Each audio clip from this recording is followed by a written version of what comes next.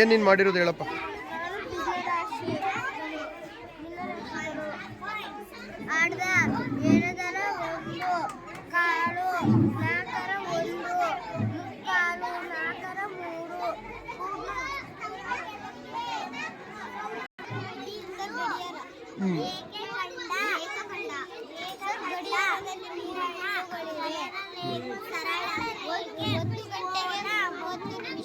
ಒಂದು ಗಂಟೆಗೆ ಗುಡ್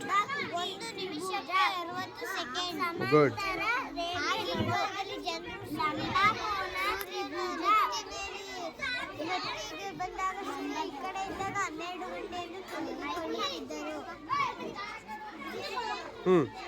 ಈಗ ಈ ಗಡಿಯಾರದಲ್ಲಿ ಆ 3 ಮುಳ್ಳುಗಳಿದೆಯಲ್ಲ, ಅದು ಯಾವ್ದ್ಯಾವ್ದು ಅಂತ ಎಕ್ಸ್ಪ್ಲೇನ್ ಮಾಡ್ತೀಯಾ? ಹೇಳಪ್ಪ.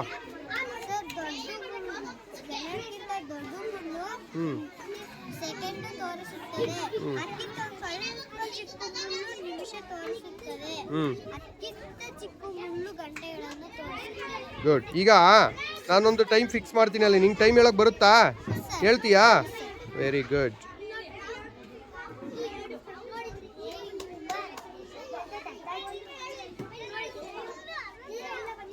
ಈಗ ಟೈಮ್ ಎಷ್ಟಾಗಿದೆ ಹೇಳಪ್ಪ?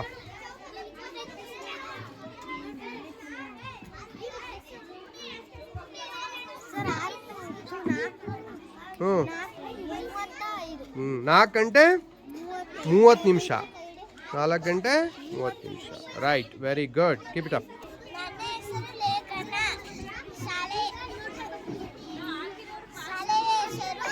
ಯಾವ ಕ್ಲಾಸ್ ಹೇಳು?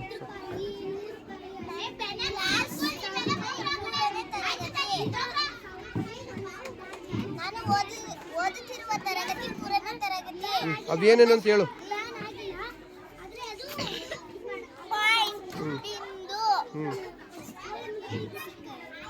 ಕನ್ನಡದಲ್ಲಿ ಹೇಳು.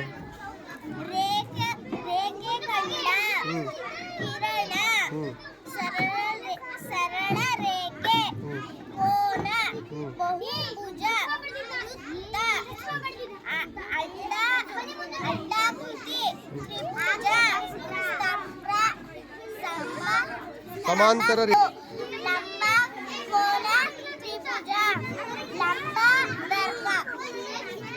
ಹೇಳಮ್ಮ.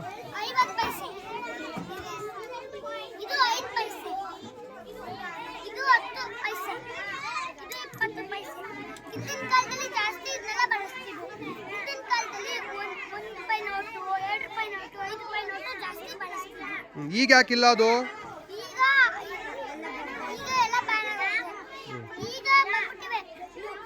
ಈಗ ಇವಿಷ್ಟಲ್ಲಿ ಈಗ ಚಾಲ್ತಿಲಿರುವಂತ ನೋಟ್ಗಳು ತೋರಿಸು ನನಗೆ.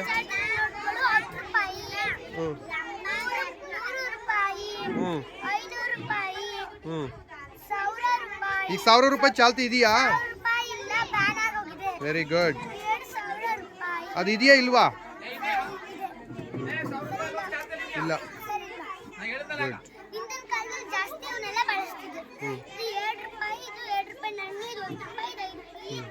ಈಗ ಚಾಲ್ತಿಲಿರೋ ಕಾಯಿನ್ಗಳು ಯಾವ್ದಾವ್ದು ಹೇಳಪ್ಪ?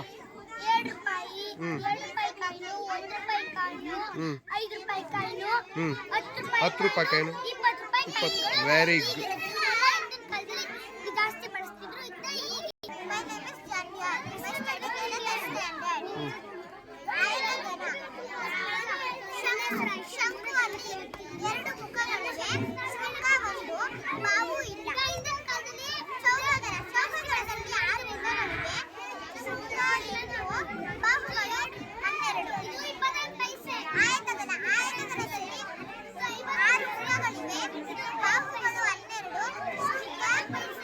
ಬಾಹುಗಳು, ಮುಖಗಳು 12.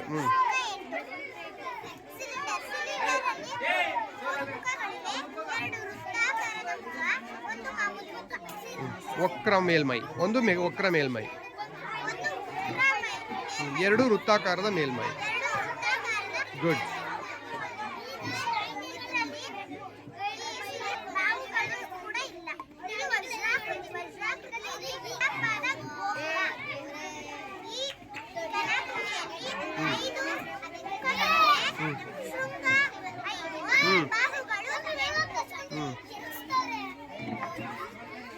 ಓಕೆ. ಇದು ವೃತ್ತ, ಇದು ತ್ರಿಭುಜ, ಚೌಕ, ಆಯತ, ಶಂಕ ಮತ್ತು ಸ್ತಂಭಾಕೃತಿನ ಇಂಗ್ಲಿಷಲ್ಲಿ ಏನಂತೀವಿ? ಸಿಲಿಂಡರ್. ಗುಡ್. ನನ್ನ ಹೆಸರು ಪ್ರಿಯಮಣಿ. ನಾನು 7ನೇ ತರಗತಿಯಲ್ಲಿ ಓದುತ್ತಿದ್ದೇನೆ. ನಾನು ಕೋನಗಳನ್ನು ಮಾಡಿದ್ದೇನೆ. ಇಂಗ್ಲಿಷ್ನಲ್ಲಿ ಆಂಗಲ್ಸ್. ವಿಶಾಲ ಕೋನ ಎಂದರೆ 90 ಡಿಗ್ರಿಗಿಂತ ಹೆಚ್ಚು 180 ಡಿಗ್ರಿಗಿಂತ ಕಡಿಮೆಯಾಗಿರುವ ಕೋನಗಳನ್ನು ವಿಶಾಲ ಕೋನ ಎನ್ನುತ್ತೇವೆ. ಉದಾಹರಣೆಗೆ 110 ಡಿಗ್ರಿ, 145 ಡಿಗ್ರಿ ಉದಾಹರಣೆ. ಇಂಗ್ಲಿಷ್ನಲ್ಲಿ ಆಬ್ಟ್ಯೂಸ್ ಆಂಗಲ್. ಇದು ಸರಳ ಕೋನ ಎಂದರೆ 180 ಡಿಗ್ರಿಗೆ ಸಮನಾಗಿರುವ ಕೋನಗಳನ್ನು ಸರಳ ಕೋನ ಎನ್ನುತ್ತೇವೆ. ಇದು ಇಂಗ್ಲಿಷ್ನಲ್ಲಿ ಸ್ಟ್ರೈಟ್ ಆಂಗಲ್. ಇದು ಸರಳಾಧಿಕ ಕೋನ ಎಂದರೆ 170 ಡಿಗ್ರಿಗಿಂತ ಹೆಚ್ಚು 360 ಡಿಗ್ರಿಗಿಂತ ಕಡಿಮೆಯಾಗಿರುವ ಕೋನಗಳನ್ನು ಸರಳಾಧಿಕ ಕೋನ ಎನ್ನುತ್ತೇವೆ. ಉದಾಹರಣೆಗೆ 210 ಡಿಗ್ರಿ, 245 ಡಿಗ್ರಿ ಉದಾಹರಣೆ. ಇಂಗ್ಲಿಷ್ನಲ್ಲಿ ರೆಫ್ಲೆಕ್ಸ್ ಆಂಗಲ್. ಇದು ಲಂಬಕೋನ ಎಂದರೆ 90 ಡಿಗ್ರಿಗೆ ಸಮನಾಗಿರುವ ಕೋನಗಳನ್ನು ಲಂಬಕೋನ ಎನ್ನುತ್ತೇವೆ. ಇಂಗ್ಲಿಷ್ನಲ್ಲಿ ರೈಟ್ ಆಂಗಲ್. ಇದು ಲಘುಕೋನ ಎಂದರೆ 0 ಡಿಗ್ರಿಗಿಂತ ಹೆಚ್ಚು 90 ಡಿಗ್ರಿಗಿಂತ ಕಡಿಮೆಯಾಗಿರುವ ಕೋನಗಳನ್ನು ಲಘುಕೋನ ಎನ್ನುತ್ತೇವೆ. ಉದಾಹರಣೆಗೆ 45 ಡಿಗ್ರಿ, 10 ಡಿಗ್ರಿ ಉದಾಹರಣೆ. ಇದು ಇಂಗ್ಲಿಷ್ನಲ್ಲಿ ಅಕ್ಯೂಟ್ ಆಂಗಲ್ ಅಂತೀವಿ. ಇದು ಪೂರ್ಣಕೋನ ಎಂದರೆ 360 ಡಿಗ್ರಿಗೆ ಸಮನಾಗಿರುವ ಕೋನಗಳನ್ನು ಪೂರ್ಣಕೋನ ಎನ್ನುತ್ತೇವೆ. ಇಂಗ್ಲಿಷ್ನಲ್ಲಿ complete angle. Okay, thank you. ಮೊದಲನೇದಾಗಿ ಆಹಾರ ಮೇಳಕ್ಕೆ ಸುಸ್ವಾಗತ. Welcome to my name is Spandana. I am studying in 6th standard. ನಾನು ಮಾಡಿರೋ ಮಾಡೆಲ್ ಏನಂದ್ರೆ ಪಾರ್ಟ್ ಆಫ್ ಸರ್ಕಲ್. ಸರ್ಕಲ್ ಅಲ್ಲಿ ಇರಬೇಕಾದಂತ ಪಾಯಿಂಟ್ ಅಂದ್ರೆ ಕನ್ನಡದಲ್ಲಿ ವೃತ್ತಕೇಂದ್ರ. ವೃತ್ತಕೇಂದ್ರದ ಚಿತ್ರ ಇಲ್ಲಿದೆ. ರೇಡಿಯಸ್ ಅಂದರೆ ತ್ರಿಜ್ಯದ ಚಿತ್ರ ಇಲ್ಲಿದೆ. ಡಯಾಮೀಟರ್ ಎಂದರೆ ವ್ಯಾಸದ ಚಿತ್ರ ಇಲ್ಲಿದೆ. ಆರ್ಕ್ ಎಂದರೆ ಕಂಸದ ಚಿತ್ರ ಇದೆ. ಸೆಗ್ಮೆಂಟ್ ಎಂದರೆ ವೃತ್ತದ ಕಳ್ಳ. ಹಸಿರು ಬಣ್ಣ ಹಚ್ಚಿರುವುದು ವೃತ್ತದ ಕಳ್ಳ. ಎಬಿ ಇರುವ ಗೆರೆಯನ್ನು ಜ್ಯಾ ಎಂದು ಕರೆಯುತ್ತೇವೆ. ಸೆಕ್ಟಾರ್ ಎಂದರೆ ತ್ರಿಜ್ಯಾಂತರದ ಖಂಡ. ಈ OP ಇರುವುದು ತ್ರಿಜ್ಯಾಂತರದ ಖಂಡ. Descending order. Descending order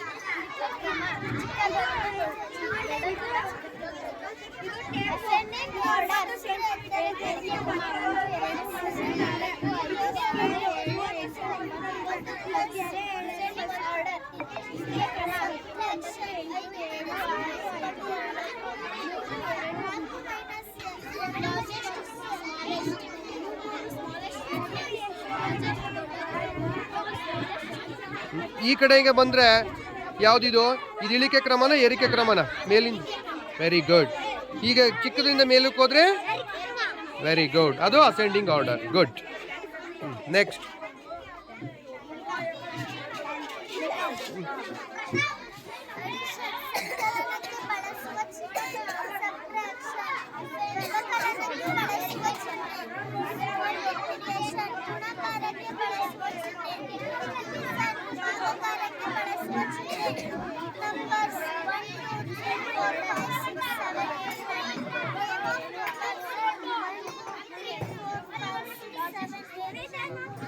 ಇವೇನಪ್ಪ?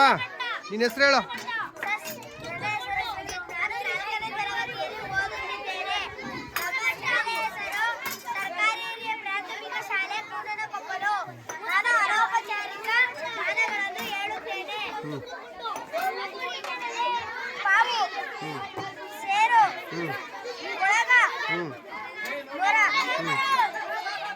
ಇವೆಲ್ಲ ಈಗಲೂ ಬಳಸ್ತಾರಾ? ಏನ್ ಅಳತೆ ಮಾಡಕ್ ಬಳಸ್ತಾರ ಅವನ್ನ?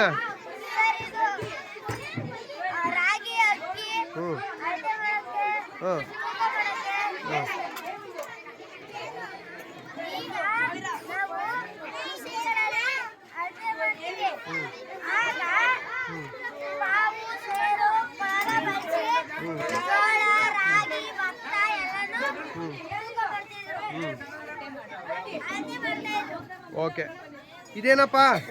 ಸರ್ ಇದು ಮರಕ್ಕೆ ಎಷ್ಟು ಜನ ಹಾಕ್ತಾರಲ್ಲ ಅದು. ಆ ಮರಕ್ಕೆ ಮೂಲೆಮಟ್ಟ. ಮೂಲೆ ಮಟ್ಟ ಏನಕ್ಕೆ ಬಳಸ್ತಾರೆ ಅದು? ಸರ್ ಮರಕ್ಕೆ ಗೀಟ್ ಹಾಕ್ತಾರಲ್ಲ. ಮರಕ್ಕೆ. ಸ್ಕೇಲು ಮರಕ್ಕೆ ಗೀಟ್ ಸ್ಕೇಲ್. ಯಾಕೆ ಗಿಡ ಹಾಕ್ತಾರೆ ಹಂಗೆ?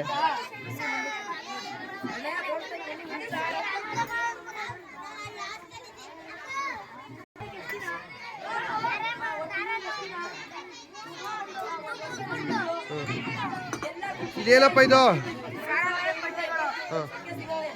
ನಿನ್ನ ಹೆಸರು ಹೇಳು, ನಿನ್ನ ಕ್ಲಾಸ್ ಹೇಳು.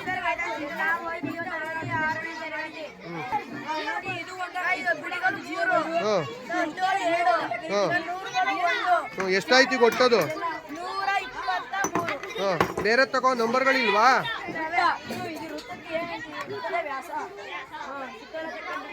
ಈಗ ನಾನೊಂದು ಇಡ್ತೀನಿ, ನೀನು ಹೇಳ್ಬೇಕು ನನಗೆ.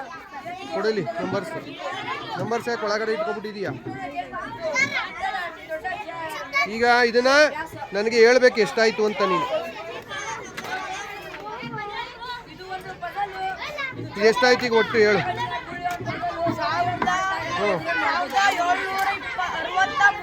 ಗುಡ್. ಆಕೃತಿಯನ್ನು ಮಾಡಬಹುದು. ಇದು ಚೌಕ, ಆಯತ, ತ್ರಿಭುಜ, ಲಂಬಕೋನ ತ್ರಿಭುಜ, ವಿಶಾಲ ಕೋನ ತ್ರಿಭುಜ, ಲಘುಕೋನ ತ್ರಿಭುಜ. ಇದು ಅಷ್ಟಭುಜ ಕೃತಿ. ಅಷ್ಟಭುಜ ಕೃತಿ ಯಾಕಂತೇಳಿ ಅಂದ್ರೆ 1, 2, 3, 4, 5, 6, 7, 8 ಅದಕ್ಕೆ ನಾವು ಅಷ್ಟ ಅಂತ ಕರಿತೀವಿ. ಇದು ಒಂದು 180 ಡಿಗ್ರಿಯಿಂದ ಒಂದು ಕೋನ. ಇದು ಒಂದು ಕೋನ.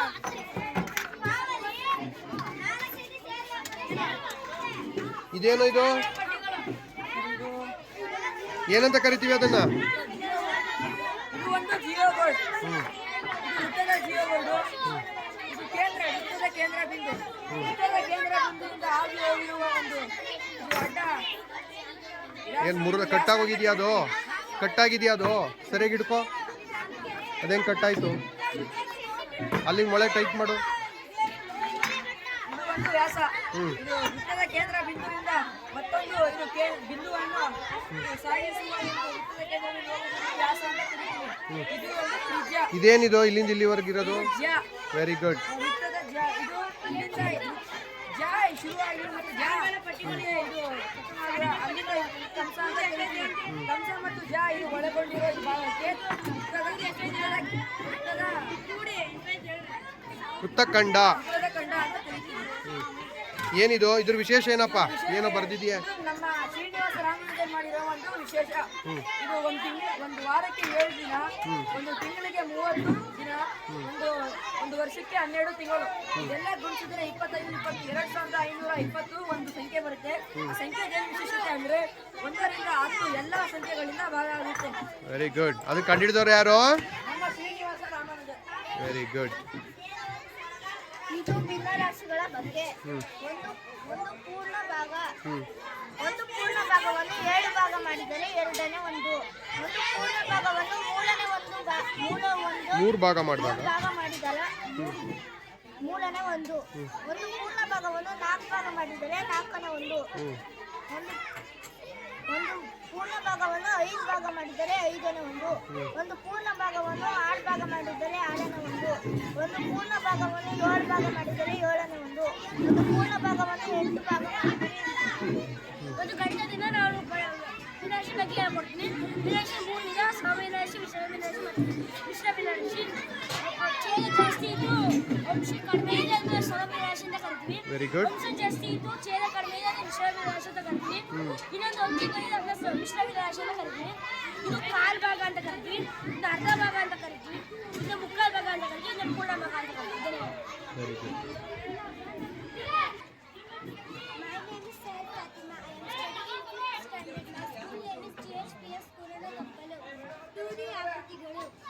ಆಕೃತಿಗಳಲ್ಲಿ ಉದ್ದ ಮತ್ತು ಅಗಲ ಮಾತ್ರ ಇರುತ್ತದೆ. ಆದರೆ 3D ಆಕೃತಿಗಳಲ್ಲಿ ಎತ್ತರ, ಉದ್ದ, ಅಗಲ 3 ಇರುತ್ತದೆ.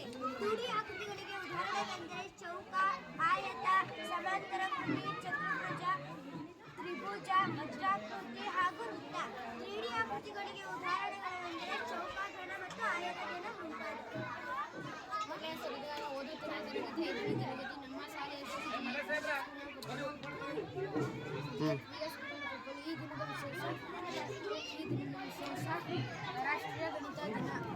ಮೈ ಮಾಡಲ್ ಜಾಮಿಟ್ರಿ ಪಾರ್ಟ್. ಹೇಳಪ್ಪ, ಜಾಮಿಟ್ರಿ ಒಳಗಡೆ ಏನೇನಿರುತ್ತೆ ಅಂತಲಾ? ಜಾಮಿಟ್ರಿ ಒಳಗಡೆ ಕನ್ನಡದ ಚತುರ್ಭುಜಗಳು, ಸಮಾಂತರ ಚತುರ್ಭುಜ, ರೇಂಬೇಸ್, ಕೈಟ್, ರೆಕ್ಟ್ಯಾಂಗಲ್, ಚೌಕ. ವೃತ್ತದ ಭಾಗಗಳು, ಮುಖ್ಯವಾಗಿ ವೃತ್ತದ ಮುಖ್ಯ ಭಾಗ ಎಂದರೆ ಬಿಂದು, ವ್ಯಾಸ, ತ್ರಿಜ್ಯ, ಜ್ಯಾಪ್, ವೃತ್ತಖಂಡ, ರೇಖಾಖಂಡ. ಗುಡ್, ಎಲ್ಲವನ್ನೂ ಒಂದೇ ಕಡೆ ತೋರಿಸಿದೀಯಾ, ವೆರಿ ಗುಡ್. ಇದು ಭಿನ್ನರಾಶಿಯ ಬಗ್ಗೆ. ಇಂಟರ್ಸೆಕ್ಷನ್ ಜಾತಕ 2 ಅಥವಾ ಹೆಚ್ಚು ರೇಖೆಗಳು, ವಕ್ರಗಳು ಅಥವಾ ಗುಣಗಳು ಒಂದಕ್ಕೊಂದು ಸೇರುವ ಸಾಮಾನ್ಯ ಬಿಂದುವನ್ನು ಹಂಚಿಕೊಳ್ಳುವ ಸ್ಥಳವಾಗಿದೆ. ಅದು ತ್ರಿಭುಜ. ತ್ರಿಭುಜದಲ್ಲಿ 3 ವಿಧ: ಸಮಬಾಹು ತ್ರಿಭುಜ, ದ್ವಿತ್ರಿಭುಜ, ಅಸಮಬಾಹು ತ್ರಿಭುಜ. 4ನೇ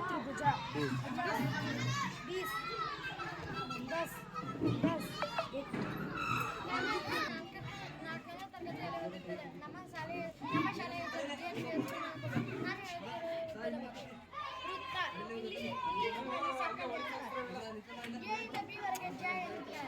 ಇರಪ್ಪ ಆಗೋಯ್ತು.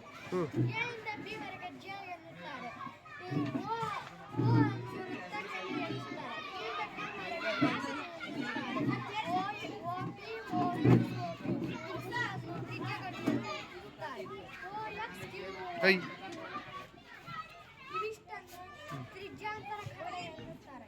AB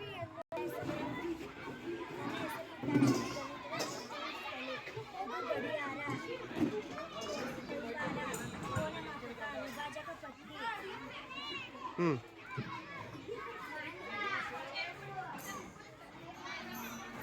ಇದೇನಪ್ಪ ಸಮೀರು? ನೋಟುಗಳು. ಹಿಂದಿನ ಕಾಲದಲ್ಲಿ ನಡೀತಿತ್ತು, ಈ ಕಾಲದಲ್ಲಿ ಬ್ಯಾನ್ ಆಗ್ತೈತೆ. ಇದು 10 ರೂಪಾಯಿ ನೋಟು. ಇದು ಹಿಂದಿನ ಕಾಲದಲ್ಲಿ ನಡೀತಿತ್ತು, ಈ ಕಾಲದಲ್ಲಿ ಬ್ಯಾನ್ ಆಗ್ತೈತೆ. ಔಪಚಾರಿಕ ನನ್ನ ಹೆಸರು, ನಾನು ಓದುತ್ತಿರೋ ತರಗತಿ 4ನೇ ತರಗತಿ. ಇದು ಸ್ಕೇಲ್. ಏನಿವೆಲ್ಲ ಏನಕ್ಕೆ ಬಳಸ್ತೀವಿ ಅವನ್ನ?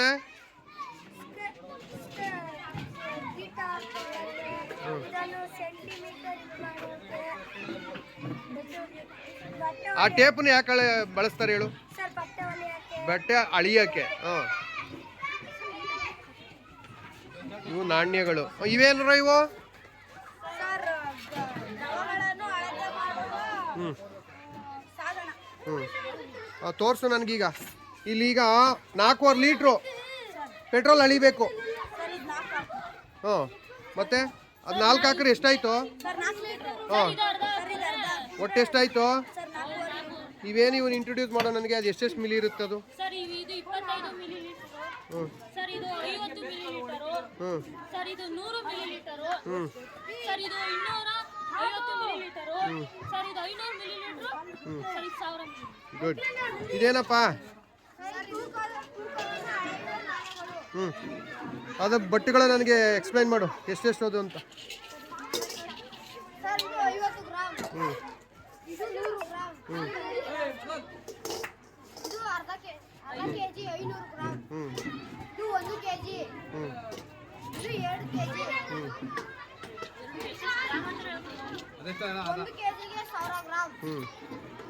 2 ಕೆಜಿಗೆ 2 ಕೆಜಿ 2000 ಗ್ರಾಮ್. ಅದೆಷ್ಟು ಗ್ರಾಮ್ ಐತೆ? 5 ಕೆಜಿ 5000 ಗ್ರಾಮ್. ಈಗ 8.5 ಕೆಜಿ ತೂಕ ಹಾಕ್ಬೇಕು. ಆ ಕಡೆ ಬಟ್ಟಿಡು. 8.5 ಕೆಜಿ ಯಾವ್ಯಾವ್ದು ಇಡ್ತೀಯ? 8.5 ಕೆಜಿ ಅಕ್ಕಿ ತೂಕಬೇಕು. 8.5 ನಿಂಗೆ ವಸ್ತು ತೂಕ ಕೊಡ್ಬೇಕು ನನಗೆ. ಯಾವ್ಯಾವ ಬಟ್ಟಿರ್ತೀವಿ ಹೇಳು? ಎಷ್ಟಾಯ್ತು ಲೆಕ್ಕ ಹಾಕು. 5 ಕೆಜಿ. 2 ಕೆಜಿ. ಒಟ್ಟು 8.5 ಕೆಜಿ. ಇದೇನೋ ಇದು? 2 ಹಾಕುವ ಒಂದು ಸರ್, ಇದು ಈಗಿನ ಮಾಡಲು. ಸರ್, ಫಸ್ಟ್ ಇದಕ್ಕೆ ಮುಂಚೆ ಸರ್ ಇದು ಹಳೆ ಕಾಲದಲ್ಲಿ ತಟ್ಟೆ ಯೂಸ್ ಮಾಡ್ತಿದ್ರು. ಸರ್, ಅದಾದ್ಮೇಲೆ ಇದು ಯೂಸ್ ಮಾಡ್ತಿದ್ರು. ಅದಾದ್ಮೇಲೆ ಇದು ಬಂದಿತ್ತು. ಹೆಂಗೆ ತೂಕ ಮಾಡೋದು ಅದರಲ್ಲಿ? ಯಾರು ಒಬ್ಬ ತೂಕ ಮಾಡಿ ತೋರಿಸ್ತೀಯ ನನಗೆ? ನೀನು ತೂಕ ಹಾಕು ಶ್ರೀನಿವಾಸ್. ಹೋಗ ನಿಂತು ಅಲ್ಲೇ ಮಾಡೋದು, ಅಲ್ಲೇ ಮಾಡೋದು ಹೇಳು.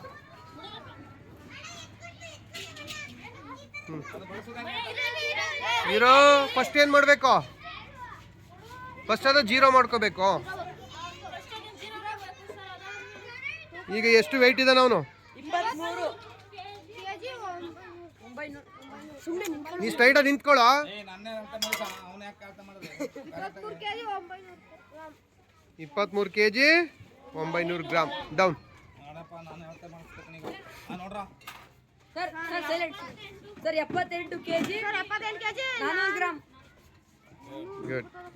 ಇದೇನಪ್ಪ ಇದು? ಯೋಗೇಶ್ ಏನಾದ್ರು ಕಲೆಕ್ಟ್ ಮಾಡೋನೆ. ಏನೋ ಇದು? ಹಾಂ ಹಾಂ ಏನೋ ಹಳೆ ಕಾಲ. ಹ್ಞೂ ಹೇಳು. ಹಾಂ ಅದು ಅನೌಪಚಾರಿಕ ಅಳತೆ ಅಂತ ಕರಿತಿದ್ದು ಆಗ. ಹ್ಞೂ